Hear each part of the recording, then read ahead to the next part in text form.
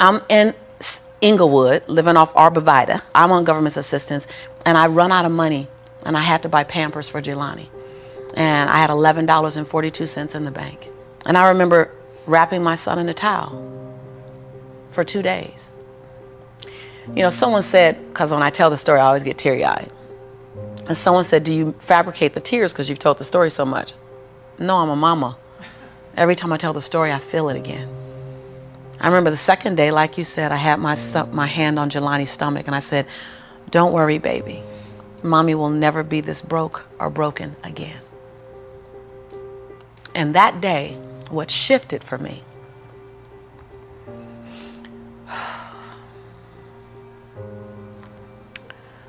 was I was willing, and I don't know if this is going to sound crazy, I was willing to completely die to any form of me that I had been, so that I can birth the woman that I was becoming.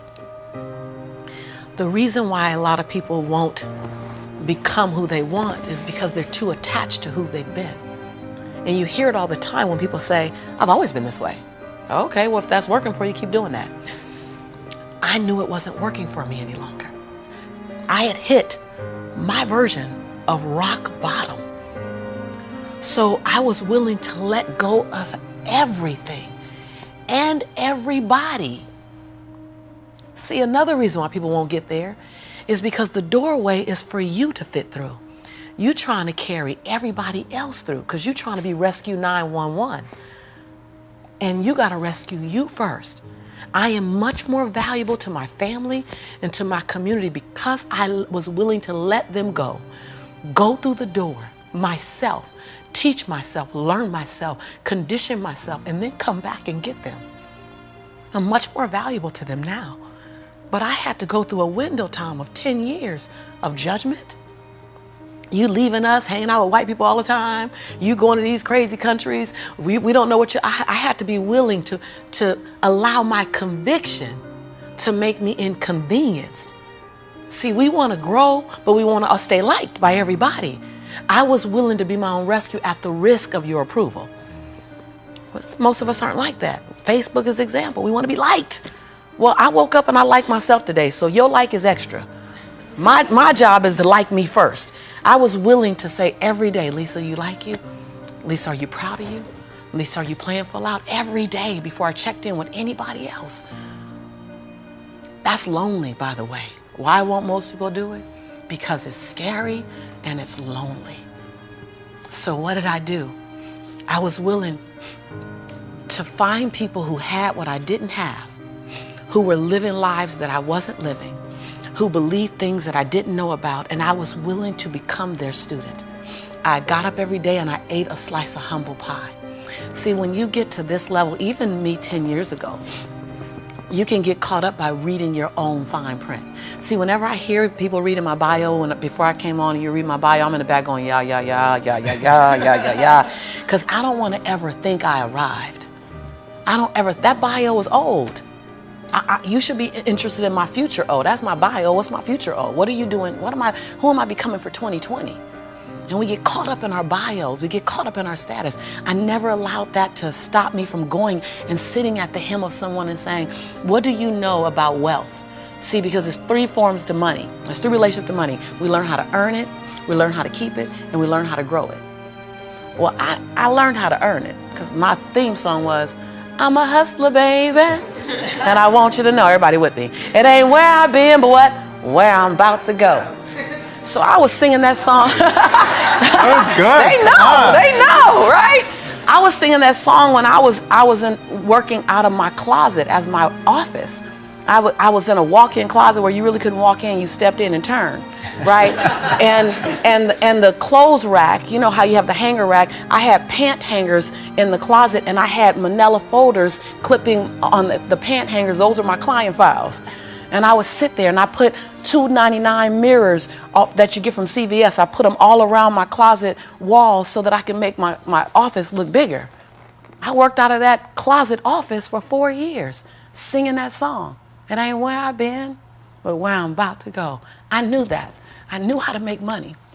I didn't know how to keep it, because ain't nobody had none in my family. So keeping wasn't an issue. Growing was never an issue.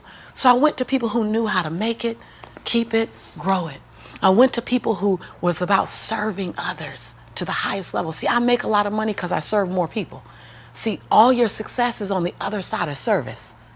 People trying to make money, if it begins and ends with money, it's going to be a short-lived victory.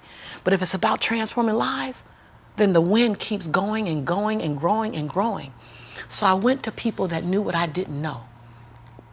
And I killed my ego every day, murdered my she-go every day. Because I got a big she-go. I mean, come on, right? Every day, Tom. And I got hungry and I learned. I went to the same training 42 times. Yes, I said 42. Some folk will stop because I've been there already. I learned that already. Yeah. No, I wasn't there. I wanted to be able to finish their sentences. I want to know what you know. I want to walk like you, talk like you, and then I want to then embed me in it. But success leaves clues. We're just not picking them up. I was the only African-American person at this conference. I was one of 2 women at this conference. Within the last 29 sessions, I led the conference. But I was willing to be the student first. So that's what I did, number 1. And number 2, I looked at every toxic behavior in my life. Everyone. You see me go behind my own black curtain. People don't want to tell on yourself. You're trying to protect. You're trying to do 4 things. You're trying to protect, prove, hide, and defend. If you wake up every day and say, I have nothing to protect, I have nothing to prove, I have nothing to hide, I have nothing to defend. Now, who do I choose to be? Because your energy is consumed with protecting, proving, hiding, and defending. Right. But if you let go of that, then now you're in creation. Every day I told myself that. Every day I got in the mirror and I said 3 sentences. And I gave each sentence 7 different endings. And at times I was crying so hard I couldn't understand myself because the ending, the sentence was so difficult to say. Every day I looked in the mirror and said, Lisa, I'm proud that you. And I found 7 different things to celebrate Lisa for because we are under-celebrated. Because you want someone to celebrate you more than you celebrating yourself. You want to hear thank you from others more than you're thanking yourself. You want to hear other people say, I love you more than you saying I love yourself. You are teaching the world. I said this on Oprah. And when I said this on Oprah, she said, oh my God, I believe the exact same thing. So I knew I had one thing right. The world is looking at you and following your example of how to treat you. How to treat you. They're following your example of how to treat you. So how you treat you, the world's going to follow your lead. So I had to start treating Lisa better because I was everything for everybody but nothing for myself. And so every day I got in the mirror and I completed 3 sentences. Lisa, I'm proud of you for. Second thing, Lisa, I forgive you for. That one took me down daily because I'd had a son with a man who was now in prison, my biggest nightmare, my greatest nightmare. I had been in a relationship that turned mentally and then physically abusive when my son was 3 years old. I made money but lost it. I was on government assistance. I was on welfare. I was on WIC, Women, Infant, and Children. I got a lot of forgiveness that I had to do. But I was willing to forgive myself every day. And every day I said the same thing for like 6 months until it got easier. And then one day I went, Lisa, I forgive you for it. And that thing didn't come up anymore. I was like, ooh, okay, on to the next. 7 different endings. And the last thing I did every day, last sentence, is Lisa, I commit to you that. Because we make bigger commitments to other people. If I commit to y'all something, ride or die, you can bet your last dime that I'm going to be there. I'm going to show up. You're going to get 2 dimes. But I would make commitments for me, for myself, and I wouldn't do it. I.e. my weight. That's interesting. So I started every day celebrating Lisa, forgiving Lisa, and making a commitment to Lisa. And then I was willing to invest money in me. I love this story. I was willing to invest money in me. Literally. Literally. I worked at LA Unified School District. And I knew I couldn't stay there because they needed a degree. I didn't have a degree. They didn't seem happy. I wanted to be happy. So I would have my son at daycare during the day. I'd work 9 hours. I pick him up from daycare, take him back to my office. I take a 30-minute break from 6 o'clock to 6:30 to go get him. I start working from 6:30 until midnight every day at my office on me, every day. Put my son on a little, primary color blanket, something to occupy him. Give him toys that I took the batteries out of so he'd be confused for a little while trying to figure out why they're not working. I'm serious. And I did it every day, every day, every day. I stopped going out to dinner. I stopped going out dancing. I stopped getting my nails done, stopped getting my hair done. And every 2 weeks when Ella Unified paid me, I wrote a check to my dream. And I wrote in the memo line, funding my dream. And I would mail the check to the bank, Wells Fargo. And I mailed a check to myself every 2 weeks for 3.5 years. My family thought, that I was smoking on drugs. Like, she ain't going out. She eating beanies and weenies all week. We think she on drugs, but she's not getting any smaller, so maybe not. And I went to the bank after 3.5 years. This is the story you're talking about. I walked in the bank. I said, I'm just gonna check and see where that account is, because I wouldn't open the statements, because my mother used to say when I was growing up, girl, this money burn in my pocket. And I'm like, I think money hot, and it goes. Thank you so much, and it goes away fast. So I'm not gonna open the statement because I don't want to know how much money I have, because I didn't have a healthy relationship to money. I didn't even know a relationship with money. So while I'm at these trainings, they just kept saying save. So I'm like, okay, I'm gonna save. I didn't need the money that I was writing checks for, because it was the money I used on my nails and my hair. And then every check I wrote to myself, I made a challenge with myself that it had to be 5% more than the next check. Wow. Than the previous check. So I didn't really know how to calculate the 5%. So I'm like, well, I'll just add $30. I'll just add $60. I really didn't know anything about it. Then I went out and got a second job. And I started working in the evenings, less on my business and more out on jobs, so I can write a bigger check. So I learned how to live on $31,000. That's all I was living on, $31,000. We can make it. We got it. I sold my Altima I had at the time. I bought an old Ford Explorer. I just skinnied down. I moved out of my 3-bedroom house. I moved in with a roommate. She smoked even, and I was like, okay, I'm gonna put towels under the base of the door. Y'all, you gotta be inconvenienced. I put towels on the base of the door so the smoke wouldn't come in the room with me and my son. We slept side by side in the same bed. Went from a 3-bedroom, 3-bathroom house, 2-story, to a roommate, because I was willing to write a check to fund my dream. And I kept writing, funding my dream, funding my dream, funding my dream. And I walked in the Wells Fargo 3.5 years later, and I gave her my name. I said, hi, my name is Lisa Nichols. And she's like, you the funding my dream lady. I was like, yeah.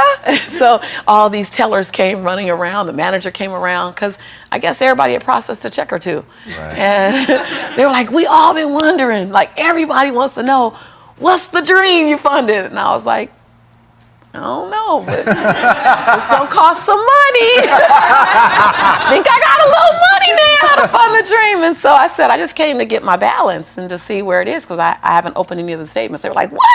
I said, no, I haven't opened any of the statements because money burns my mama's pocket, so it might burn my pocket, so I don't want to spend it. So she wrote the balance down. You know how they write the balance down, and she turned it and passed it to me, and I looked at it, and I said, no, ma'am, my name is Lisa Shante Nichols. This is my social security number. I don't even want that money because y'all gonna want it back, and I don't want to get in trouble, so can you just give me my account? Because I didn't know anyone in my family that had $5,000 in their account, $10,000 in the account. So when you write down that I have $62,500 in my account, that's not mine. And so they all teared up, like everybody started crying. They're like, no, it's yours. I looked down at my son, Jelani, who was 5 years old now, and I said, Jelani, I think life is going to change for you and mommy. Oh. My son said, Mommy, can we finally go to McDonald's now? So, because I've been making them homemade Big Macs for a while. I was like, Mama can make you a better Big Mac than, Ronald McDonald. So, because I was willing to inconvenience my entire life. My entire life. I was willing to disrupt my entire life to buy my future, to buy my possibility, to give my dream a chance. See, we're not supposed to tuck our dreams in on the pillow when we get up in the morning. We're not supposed to leave them at home and go and fulfill somebody else's dream. We're not supposed to do that. That's not what we're wired to do. That's not who we are. Your human spirit doesn't care about the economy. The human spirit doesn't care that my son's father went to prison. The human spirit doesn't care what's happened to your family. The human spirit doesn't care about the past. You may have been molested, or your family may have been broke, or you may have been betrayed, or you may have a divorce. Your human spirit doesn't care about any of that. Your human spirit simply says, what's our command for tomorrow? What do you want to create? It's not keeping score. Your brain is keeping score, because your brain is designed to keep you safe.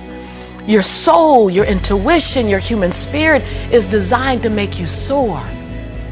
And when you get to the edge of that stage, I want to get up right now.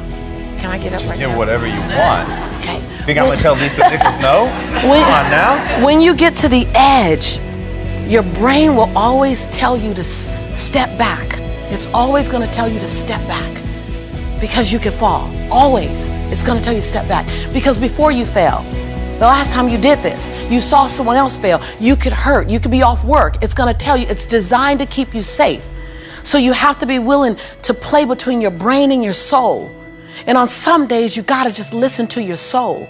And you got to say, I'm going to leap. I'm going to get to the edge. Most people are at the edge, and you're standing at the edge and you're watching everyone else fly.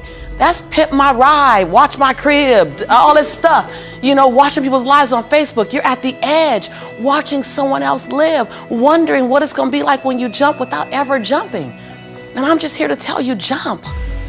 Because only three things can happen. You're either going to jump and fly, or you're going to jump and fall on something soft, or you're going to fall down hard. Either way, you're going to get back up. You already know you got what it takes to get back up. Your greatest fear is not that you will fall. Your greatest fear is that you will live a full life and never fly, that you never leaped. You're not afraid of dying. You're afraid of dying before the world sees who you really are, before they really get your fingerprint, before they really feel your breath, before they really get your contribution, before they really feel you. That's what you don't want to happen. You don't want to leave this place without us knowing you were here. All I'm doing is giving my dream a chance. And